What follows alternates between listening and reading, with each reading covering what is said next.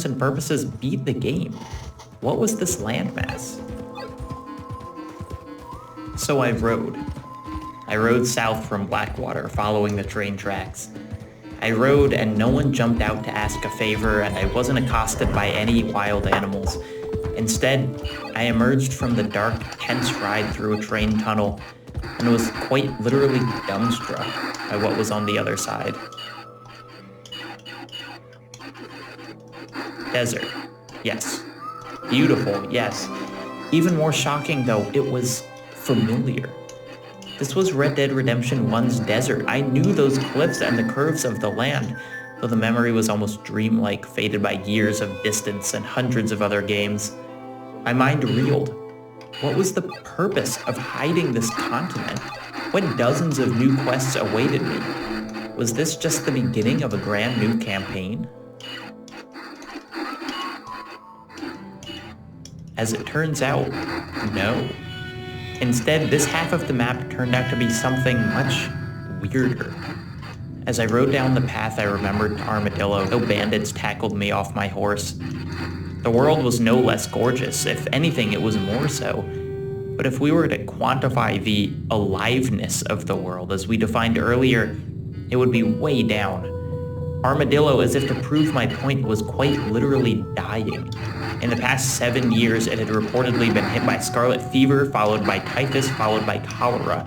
In the first game, I spent probably half my time running quests around Armadillo. Now, it's nothing. A collection of empty buildings, one saloon that I could get a drink at. And even I'm not that desperate. As I explored further and further out into the wilderness of this second map, I realized that I hadn't somehow missed every quest giver, didn't walk past the populated areas. I had just stumbled into a lonely second world of the game. One without all the spontaneity, all the so-called aliveness of the main one.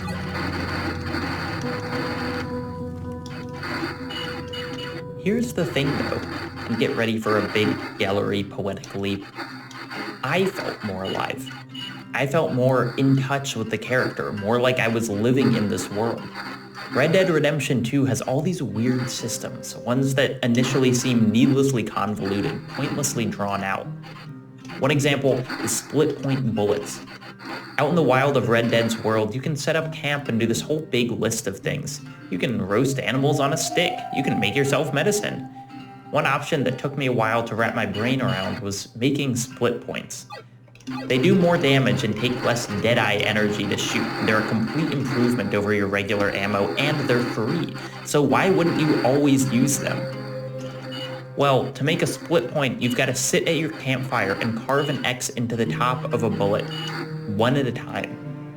In the main game, it's not uncommon to shoot 50 times or more in a confrontation with a rival gang, seconds of violence prepared for by what feels like hours of sitting, carving, repeating. In the course of the story, you empty the cylinder of your revolver probably thousands of times. No plan goes off without a hitch. The Vanderlyn gang has almost infinite loose ends that need to be snipped. The idea of carving each one of those bullets individually is mind-numbing. But that's in the crowded main world. In the barren Southwest, danger seldom appears, and when it does, it's a slow, creeping threat. A coyote stalking you at a distance, a house you thought was abandoned that's actually angrily occupied by a squatter. In these situations, those 6 patiently carved bullets actually feel like they're meaningful, like your extra minutes of preparation actually affected your life in a tangible way. And I felt this way about everything, camping under the stars, eating game skewered on a stick, pouring my own meds. All this felt so much more important and more personal when there wasn't a town with an inn and a chemist 5 minutes away.